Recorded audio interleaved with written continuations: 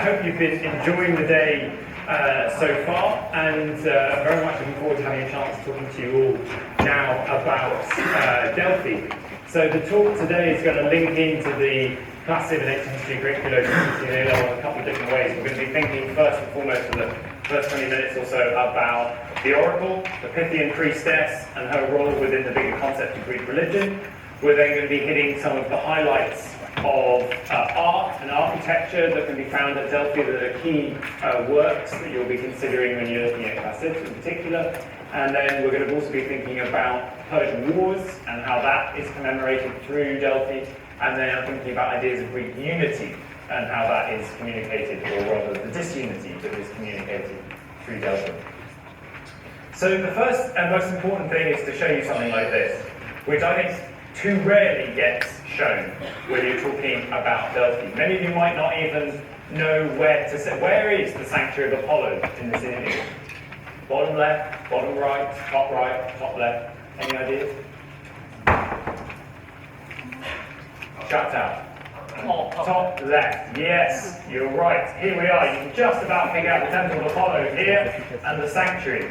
But this is what we need to be thinking about when we think about Delphi. Not just a sanctuary of Apollo sitting in the middle of a hillside, but a community of people living around the sanctuary, working with the sanctuary. And not just obviously the sanctuary of Apollo, but another sanctuary of Athena down here. And then over time, you get the gymnasium, you get the stadium, you get a big theatre, you get a whole community build. This is where our Pythian priestess comes from. We know relatively little about her, and I'll come on to that why, but fundamentally we know she had to be a Delphian. This community of people probably was never more than 1,000 in terms of male citizens, right? So add a few more to that when we talk about women and slaves. But still, not a large community from which the Pythian priestess came for over 1,000 years that the Delphic oracle was active. We have to dial forward to almost the sort of the first century BC, first century AD, before we start to get some really detailed information about who and how this person was chosen. The ancient writer Plutarch tells us that the priestess was chosen from the soundest and most respected families to be found in Delphi. But he's not referring there to elite aristocratic status necessarily. He's talking about people who have always led an irreproachable life. Or even if, as he puts it, they've been brought up in the homes of poor peasants. In fact, that could actually be seen as a real advantage, because not having the education, not having the skill, the techne, to be able to twist the words of the god might mean that she was an even better and more faithful mouthpiece for the god. Once chosen, she served for life. She was given a house to live in, at least from the 4th century BC onwards, that was somewhere here. We haven't yet found it archaeologically, but we'd love to. So she moved apart, as it were, from the rest of her community. And Plutarch also tells us that in his day, there's only one Pythia. But that in the past, when the oracle had been super busy and super popular, they had had 2 going simultaneously with a 3rd in reserve. Changes our impression somewhat of this position in the so-called heyday of Delphi, the archaic and classical periods, that actually there might not have been just one person, but a couple that were there to serve the ever-growing numbers of people who came from all over the Greek world to consult. Was she young or old? Well, we're told again by the sources that it began, when the Delphi began from the 8th century onwards, they picked a young girl, 17, 18 max. But then they had a slight problem in that this girl fell in love with one of her consultants and gave a response that was seen as a corrupt, bribed response. And as a result, after that, they decided that young people were untrustworthy, and so they always, after that, picked a 50-year-old woman, but dressed her in the clothes of a 17-year-old girl. Start to think about the slightly bizarre experience it must have been consulting the oracle when you finally come face to face with this Pythian priestess, and start to have a think about what it was like for the Pythian priestess herself.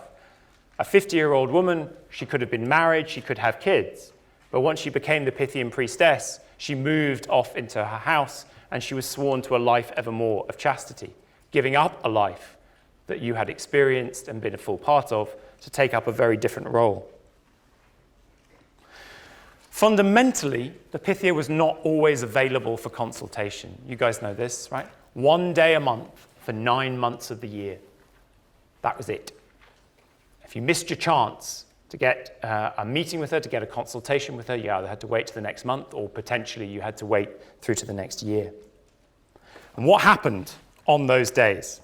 Well, the Pythia would start her day with purification. She would head to the Castalian spring. It's in this corner here. You can still visit it today, or at least see the water cascading down from the mountain to purify herself.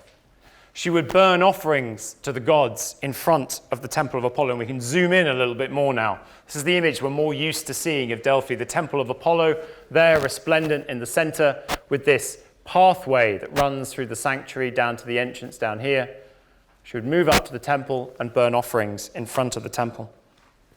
Crucially, even on these 9 days a year, there had to be a test at this point to make sure that the god Apollo was actually still willing, even on this one day, to be consulted. How was this test done?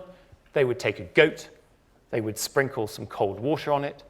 If the goat shuddered, the god was willing. If the goat did not shudder, the god was not willing. And this leads to stories, particularly in later years when they're desperate for the day to go ahead, of them pouring entire buckets of icy water over this poor goat to make sure it shuddered.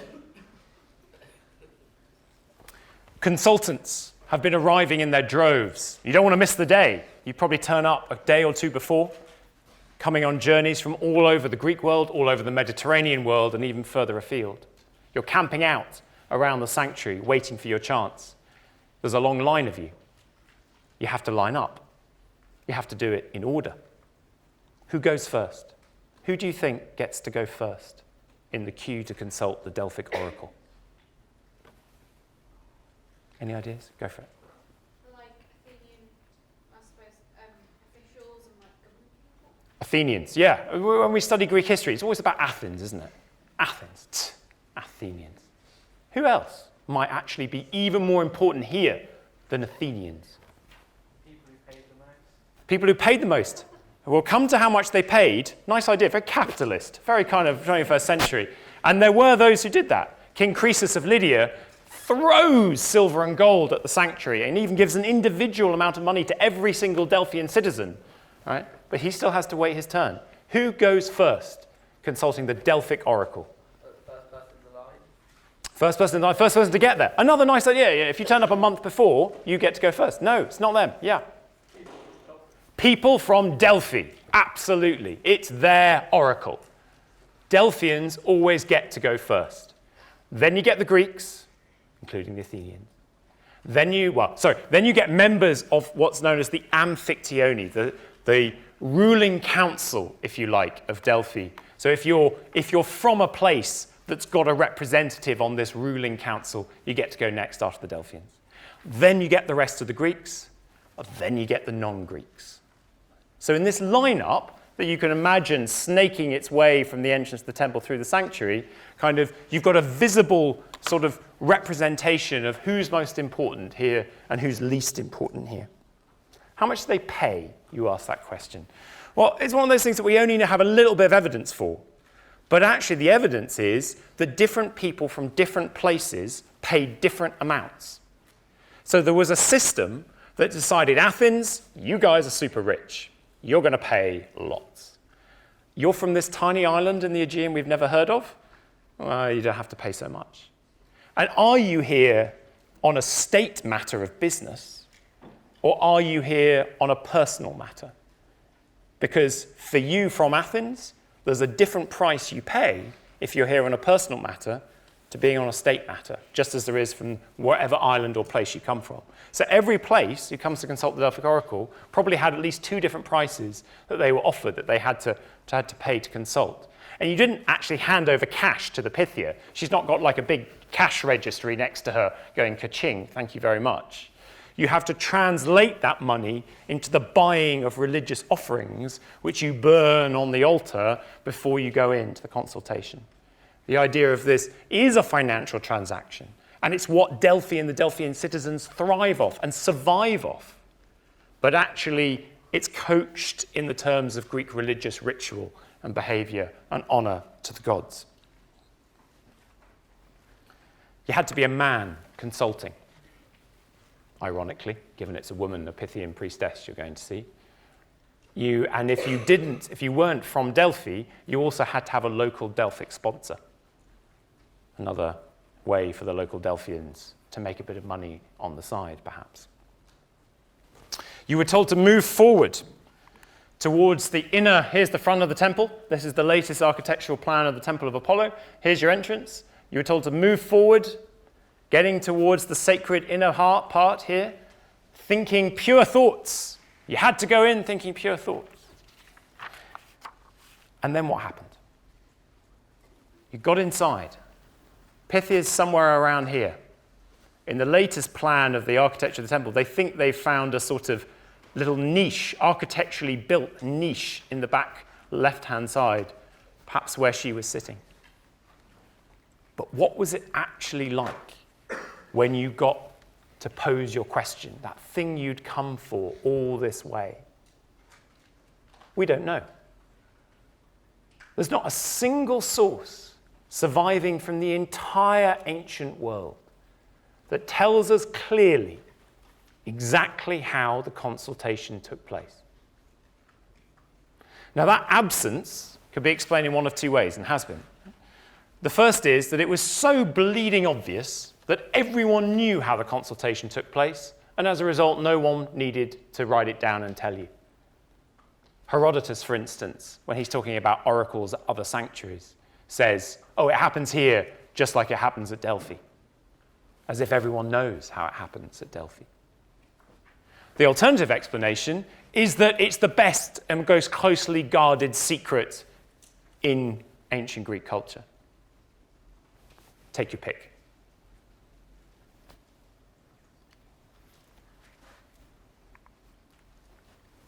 Some of you say, hang on a second, I know exactly how it took place.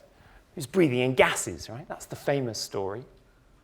This is some of the artistic representations that have been offered of the Pythian priestess, sitting on this three-legged tripod, looks pretty uncomfortable, breathing in gases that are coming from a hole in the ground beneath her and being, as a result, inspired by the god. But when you look back at the ancient sources, this story about gases does not emerge again until the 1st century BC. When Diodorus Siculus tells us about a particular place in the Delphi Mountains, before Delphi ever existed, but in the Parnassian Mountains, where Delphi would later be located, but before Delphi even existed, whereby shepherds, when they took their flocks up there, would see sheep go over a particular hole in the ground and suddenly go a bit weird. And if a shepherd went over that hole in the ground, he too went a bit weird. So in Diodorus Siculus's terms, what they did was put a three-legged stool over the hole in the ground and sat a woman on the stool so that no one else would go weird. And this story of the gases, of being inspired, has taken hold. When the French excavators, it was the French archaeologists who originally dug Delphi, when they dug the temple, all they wanted to find was this hole in the ground. And when they didn't find a hole in the ground in the center of the temple where these gases could have come up from, they were absolutely livid with anger. You can read it in the sources. They feel like they've been betrayed by the ancients who lied to them. Then in the 1990s, a team of John Hale and Jelly de Boer came along, a geologist and ancient historian, determined to prove that the gas idea could be true. And they did. It turns out that there are two seismic fault lines that cross deep under the ground, and they cross almost exactly under where the Temple of Apollo has been located. They proved that as a result of the friction of these seismic fault lines as they moved, gases were released, which because of the particular kind of limestone in this area, bituminous limestone, could come up through the small gaps in the limestone to the surface. And they proved that the gas ethylene was present at the surface even today in the water at Delphi. So be careful when you drink the water at Delphi. Because ethylene, this is it being used in the 1920s in the US for psychological experiments, sends you into a hallucinogenic state. Case proven. Right? These gases accumulated. Their theory was that they would accumulate in enough concentration inside the temple to send this Pythian priestess into her hallucination, through which she delivered her responses. The problem with this is that it doesn't really tell us anything. The Pythian priestess was consulted by people for 1,000 years. Would you keep going to a woman who was high on drugs to ask your most important civic and personal questions for 1,000 years? And do you think you'd be getting any kind of sensible answer from her? Hands up. Judith, you're out. Because it was interpreted by somebody rational, maybe, and therefore you wouldn't get that rational. Okay. So we've got this woman who's out of her head. She's off her head, right? Kind of high on gas, going waffle, waffle, waffle, waffle, complete rubbish. There are people around her, the so-called prophetess of the sources, that turn that waffle and rubbish into sensible responses, or at least non-gobbledygook. Problem again is the sources don't confirm. The only sources we have talking about those prophets, people, come again from quite late on in Delphi's history. The other way people go to try and understand how this process might have worked and how, kind of, if she wasn't high on gas, which, is, if you remember, was only starts being talked about from the 1st century BC onwards. Before that, people like Aeschylus, Euripides, all the great tragedians actually just talk about her speaking in a very normal voice, just very normal kind of responses. Let's back up a bit. Let's think about Greek religion. Greek religion is a world in which it isn't really possible to not be a believer. It's not like atheism is an option here. Everyone is fundamentally convinced of the fact that the gods can be for you or even against you. And in that kind of world, it becomes absolutely essential to do whatever it takes to find out what the gods have in store. This map just shows you the Peloponnese, right? Part of central, of Attica, Boeotia here, northern Greece all the way up there. Every dot on that map is an oracular sanctuary, a place you could go to consult the gods. Delphi is not a one-off. Delphi may be the most famous, but it is one of a litany of places of constant interaction between human and divine, in which your every thought about your every plan would probably be put up for consultation with the gods in one form or another, in one place or another, at one time or another. Within that world, you are utterly predisposed to believe that that process you are going through comes up with a response which comes from the gods. Many of you will be facing this image, right? That's one thing. The most famous ancient vase painting image that supposedly shows you a representation of the consultation between the Pythia, there she is on her stool, and the consultant. This is a complicated image to actually understand and know as what we do with it as a piece of evidence. It's 5th century BC. It's done by the so-called Codrus painter, who made, we think, images on vases and on drinking ware almost exclusively for export to markets outside of Athens and Greece, especially to the Etruscans over in Italy, where this image was found. That should give you pause for thought. We know other examples of vases and images that are being made to be exported to the Etruscans, for instance, that have Greek written on them, which is complete gobbledygook, rubbish Greek. It makes no sense, because the Etruscans couldn't read Greek. But they knew in Athens that they loved a bit of Greek, right? Or at least what they thought was Greek. This image is made to be consumed by a world outside of the Greeks, almost. Can we thus interpret it as an honest reflection of what goes on at Delphi? Some people have also talked about this column in between. Does this signify just a column holding up the roof, and thus the consultant faced directly the Pythian priestess? Or should we see that as a dividing wall? Was the consultant actually in a separate room and just asked their question and heard the response but didn't see the Pythia? Or might not even have heard the response, just got the response given to them at a later stage? We don't know. And the third complication of this image is this isn't the Pythian priestess. This is Themis being consulted by Aegeus. Themis? Themis? In the 5th century, stories started to be told that actually an oracle had been at Delphi long before Apollo had turned up.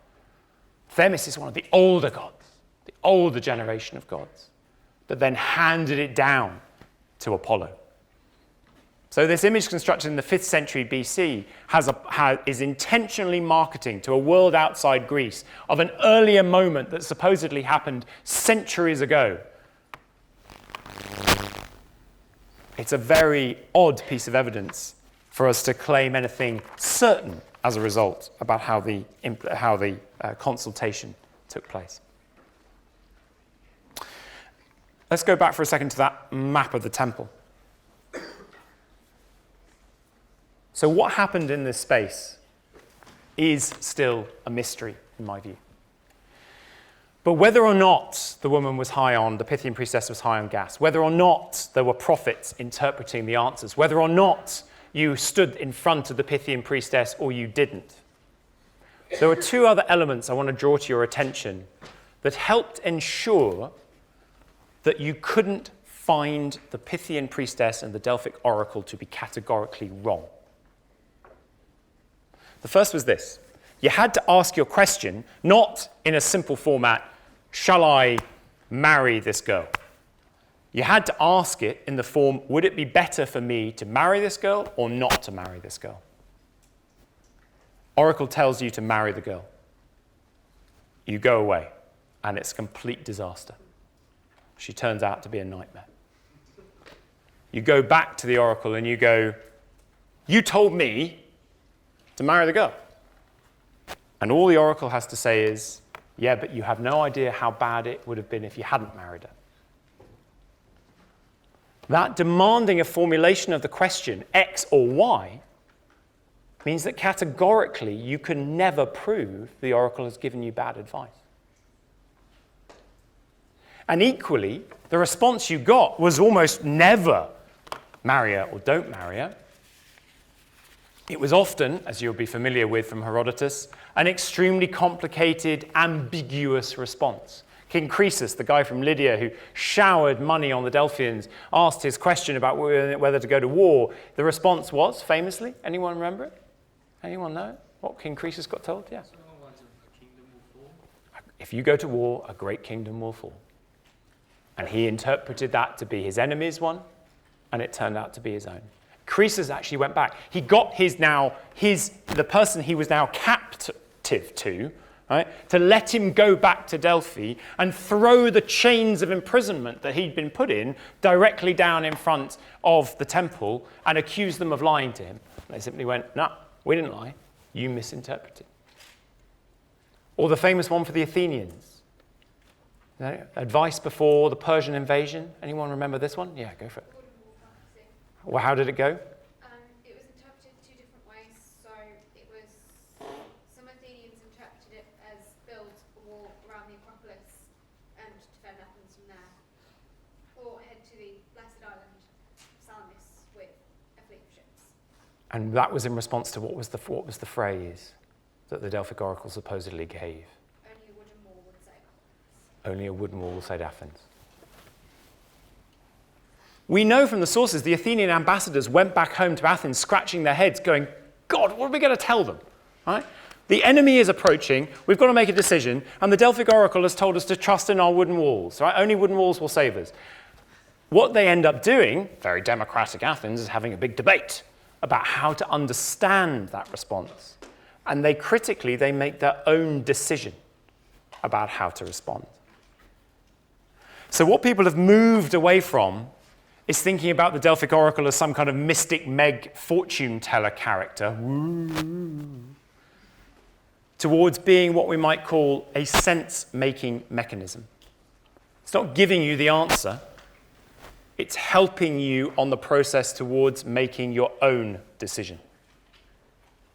Heraclitus, one of the famous commentators about the oracle in antiquity, famously said, "The oracle does not reveal, but merely indicates. Leaves you to make the decision." And when I've spoken to the oracle about the oracle in the past to people from business, they go, "Oh yeah, it's like a management consultant. They charge you an awful lot of money. They tell you stuff you pretty much already know and leave you to go away and make a decision." The Pythian priestess was not your only option at Delphi. Here's a picture of Delphi. Here's the modern town. Here's the ancient site.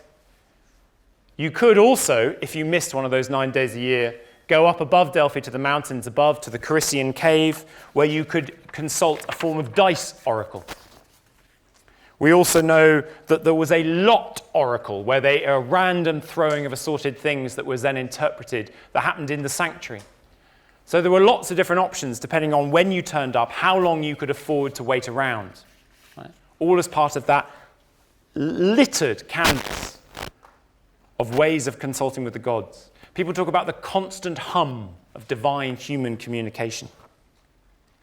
And what you get as a result is the oracle at Delphi being involved in all of these sorts of major issues. And there is not a single recorded case in ancient Greek sources of the oracle of Delphi, their response being categorically found to be wrong. Sometimes the oracle is accused of bribery, but always fault is found with the individuals in the process. The poor Pythian priestess. She got seduced. She fell in love. Replace her, put a new one in. The cog may be defective, but the machinery, the system, is not at fault.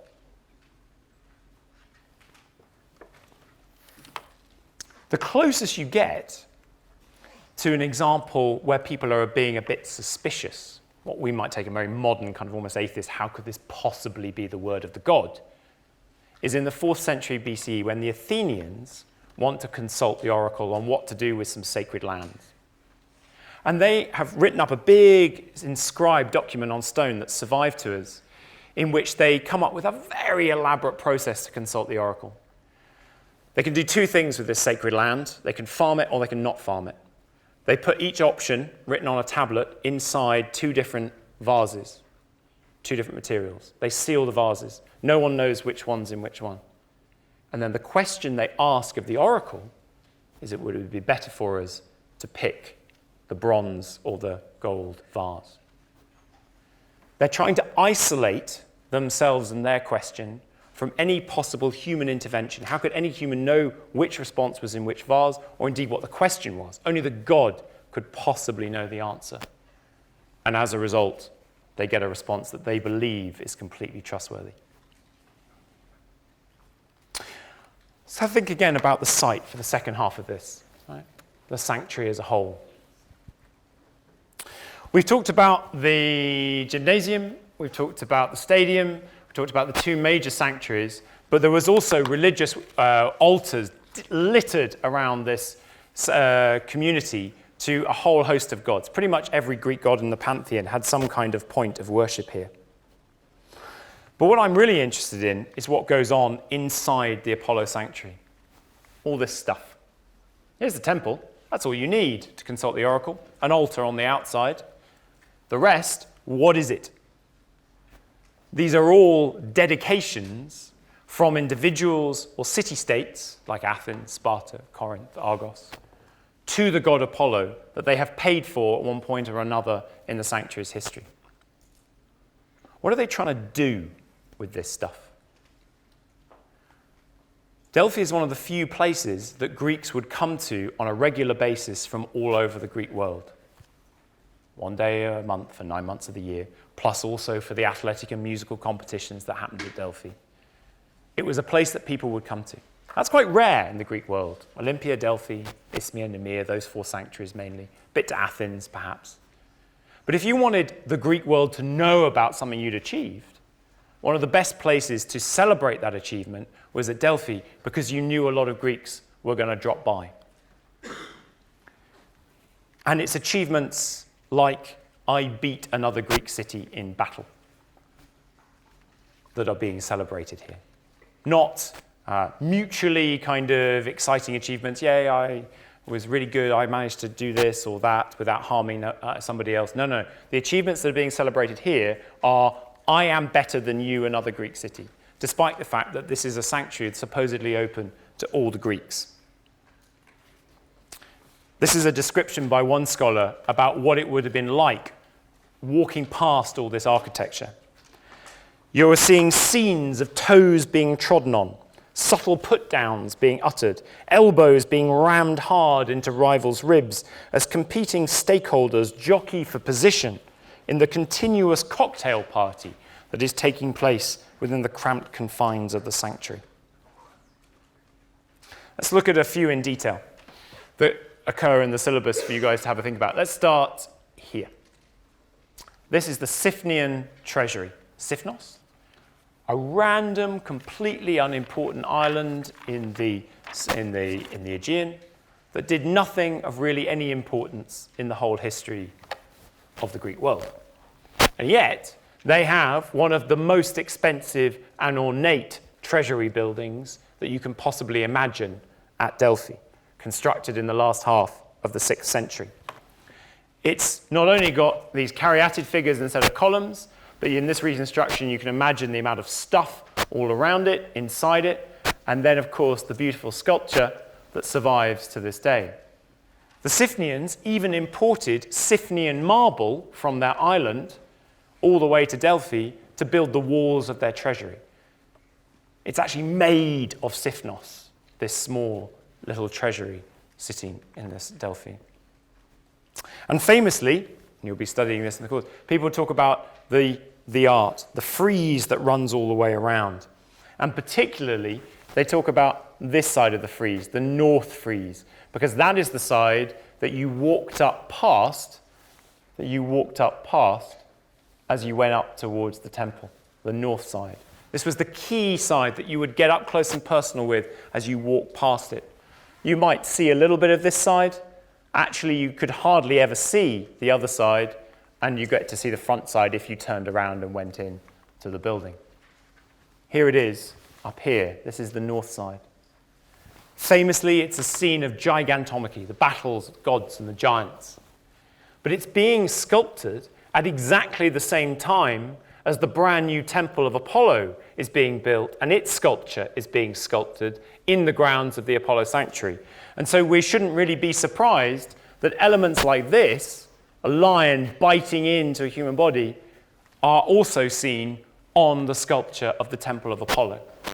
Teams of sculptors working in the same place, copying one another, echoing the great building, the Temple of Apollo, with its sculpture as it goes up within this smaller dedication by the Siphnians. But also, if you compare the sculpture here with the sculpture here, this is from a different side, does anyone want to tell me a difference that they see between the style of the sculpting? Can anyone see a difference between the two? Yeah. The first side shows kind of more infantry, I guess, fighting, whereas the second one is a bit more kind of cavalry focused. Yeah. I mean, so there's a lot more action, isn't there, on this north side? They're all kind of, there's a melee going on. And you imagine walking past that as you're slowly taking in the melee as you walk past it. This side, the south side, is the one on the other side of the building that you would only ever see from far away, and you'd never walk past it, you'd statically look at it. And it's a more static scene. You're absolutely right. Is there another difference, though, that anyone wants to bring up? In the style of the sculpting? Yeah. More stylized? How do you mean by stylized? Not so naturalistic. Yeah. Can you see here the line of the edge of the horse? It just goes straight back into the stone. And you see that everywhere on this sculpture. It's just drilled straight back. Whereas here, on the north side, everything is rounded. Everything is subtle. Everything is more naturalistic. There were different teams of sculptors working on the Siphnian treasury. One team had responsibility for two sides, the other team had responsibility for two sides. One team sculpted in a much more advanced, naturalistic way, and it's no accident that that team got given responsibility for the sides of the treasury that people would get up close and personal with, that they would see as they walked past on the north side. Whereas the side that people would only see from further away, straight on, is the team that sculpted in a more old-fashioned drill straight back sort of way, more static, less naturalistic kind of way. They're actually changing the people and their skill set who are working on this building, depending on the different sides that you're seeing it. It was also obviously in colour. This is an example of some of it recreated in the colour you can imagine, to pick out the details, including the names of the individual gods and giants that are fighting. And then it had pedimental sculpture, you can see up here, which was a story of Heracles, one of the key, most popular figures in Delphic mythology at the time. Another couple that you have that were in the Delphi Sanctuary that are on your list for curriculum, Cleobis and Beton, two sculptures that survive today sitting in the Delphic Museum. And they're called Cleobis and Beton because there's a famous story about Cleobis and Beton who helped their mum out, who was a priestess, and the priestess prayed to the gods to say that she hoped her sons could have the most wonderful life, and so the goddess killed them right there and then because they'd just done the most wonderful thing they could possibly do. They were at the height of their kleos, their fame, and everything after that would be a downward slope. These are called Cleobis and Beton, but we have no idea whether they are actually of Cleobis and Beton. They are signed, but they are made by an Argive sculptor, and as a result, given Cleobis and Beton were from Argos, we assume that they might be representations of, but we have no real idea that they are. The date suggested for their creation is early 6th century BCE. They are more the standing figures of sculpture that we would imagine in this archaic period, the koroi, the men standing with their fists clenched, 1 foot forward, 1 foot back. The very earliest phases, if you like, of classical Greek art. This guy, on the other hand, is much later. The Delphi Charioteer, also another famous dedication within the Sanctuary of Delphi that comes up as an individual piece on your curricula. This guy was discovered, buried in the ground at Delphi. Here's a photo of the day he was discovered. Here he is. There are his feet coming out of the ground again, with the excavators and archaeologists around him on the day he was discovered. Once, he was part of a much bigger group. Here he is. Horses all in bronze, helpers all in bronze, an entire dedication. The figure itself, if you get a chance to see it, is obviously bronze, but was inlaid with silver, with enamel, with precious jewels to bring out the eyes, the eyelashes, the teeth. This was a spectacularly expensive offering of the 5th century BC. Who offered it? Well, it's a complicated story because the inscription that once went along the bottom is only surviving in part. It's been reconstructed in 35 different ways so far. So we're quite certain, it's not quite certain, but it seems to be an offering from the tyrant rulers of Sicily, from the western part of the Greek world, of the western Mediterranean, an offering at Delphi showing quite how far Delphi's reach had come, that even these people over in the west were interested and excited enough to celebrate their athletic victories by offering such an expensive dedication. For the last 5-10 minutes or so, let's think about Persian wars and then about issues of Greek unity. How do they get displayed at Delphi?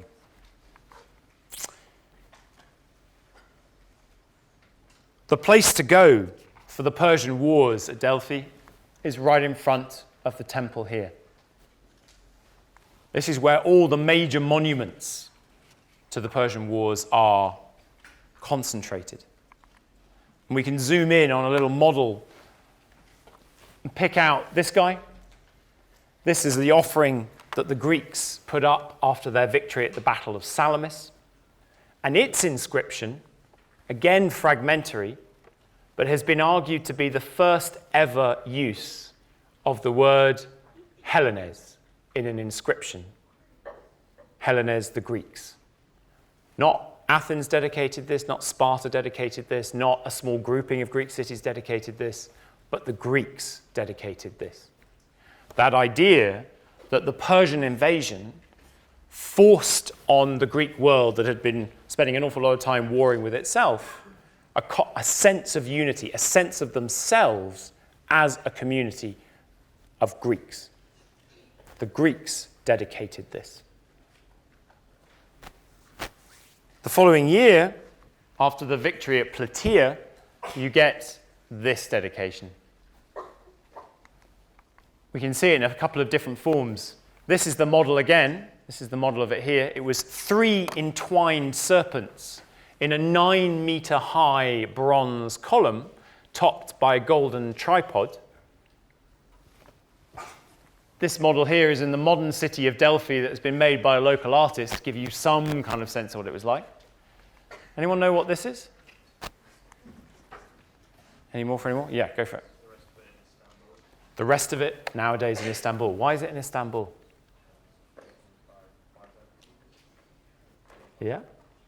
Yeah, 4th century AD. It sat at Delphi from the 5th century BCE until the 4th century AD, when the Roman Emperor Constantine, in founding his new capital of Rome, Constantinople, nicked it as a great example of Greek art and put it in the middle of his horse racing track in Istanbul, in Constantinople, where it still stands to this day. And you can visit it looking very forlorn, the twisted body of the serpents, and one of the heads of those serpents, picked out again with gold and precious jewels and other decoration, is in the museum of the Topkapi Palace in Istanbul, if you get a chance to go and see it. This had no inscription on it saying the Greeks dedicated this. In fact, the story about this monument is that just one general, a Spartan general, wanted to put his name on it.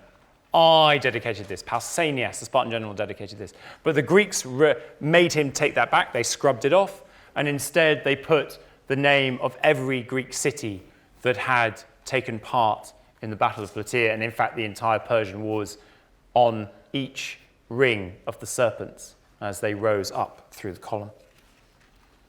Surrounding that, here and at Delphi today, when you go, they've actually just established a model of the serpent column, or at least what's left of it in Istanbul. They've actually put it back up on the spot where it was originally located.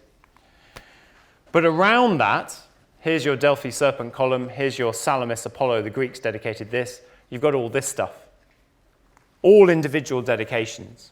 Some of them come later, but some of them are also to do with the Persian Wars, and they're all by individual Greek cities who are claiming and celebrating their own role in the Persian War victories. Some of whom, when you look closely at the detail, did not fight on the Greek side at all. There is a rush here in the aftermath of the surprise Greek victory against the Persians to change the historical story, to rewrite history. How do you do that in the ancient world when there aren't history textbooks? You do it by putting up a monument in a sanctuary and claiming that's what happened.